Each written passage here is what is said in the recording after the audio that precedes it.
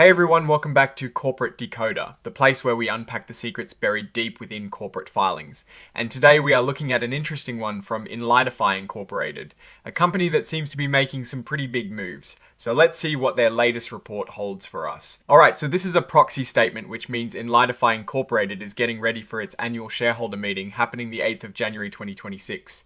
They are asking shareholders to vote on some pretty important things, like electing directors and approving some significant corporate actions. Think of it as a company's yearly report card and a sneak peek into what they have planned next. First up, the election of directors.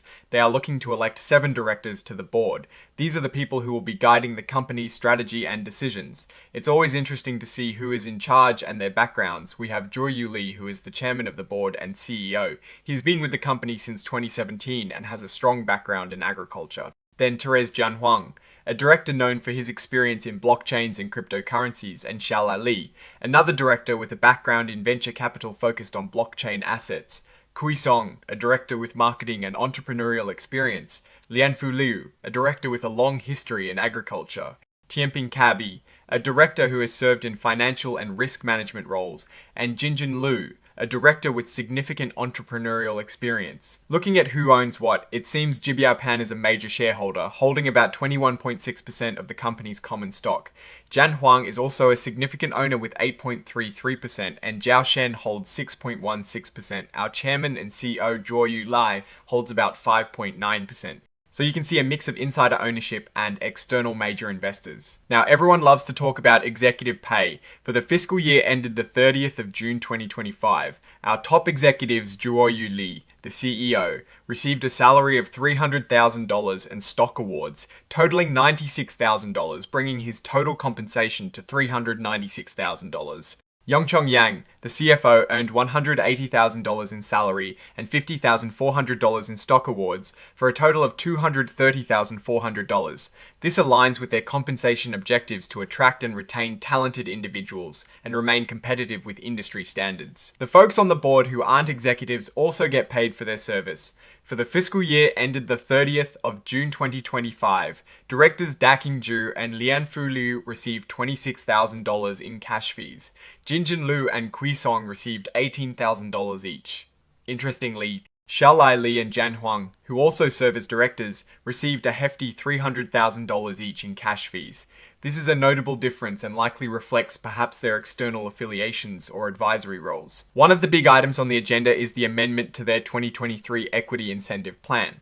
They want to increase the number of shares available for grants by another 3 million shares, bringing the total to 5.7 million. The company says this is to attract and retain talented employees and align their interests with those of shareholders.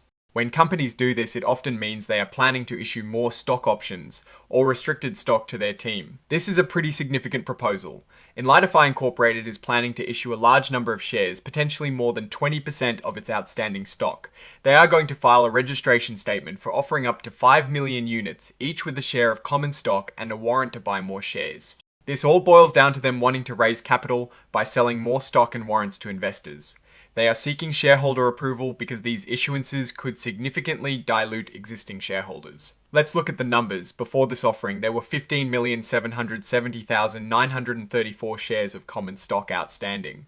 After the offering, assuming no warrants are exercised, there will be over 20 million shares outstanding.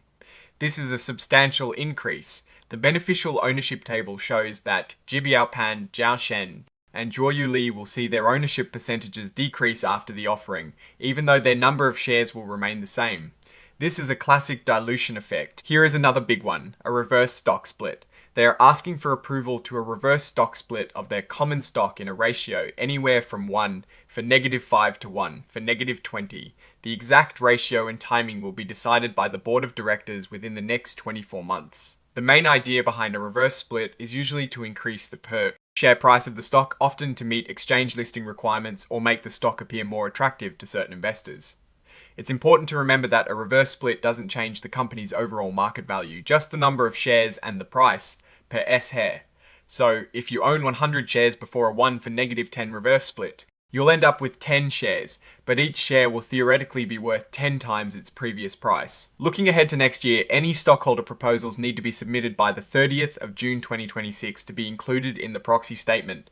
This gives shareholders a formal way to bring their own ideas to the company's attention. The audit committee is responsible for overseeing the company's financial reporting and internal controls. For the fiscal year ended the 30th of June 2025, the audit fees paid to Gao CPA firm were $300,000. This is to ensure that the company's financial statements are accurate and reliable. Now let's talk about our overall take on Enlightify Inc. based on this filing. The company is pushing for significant changes with a large stock issuance and a potential reverse stock split.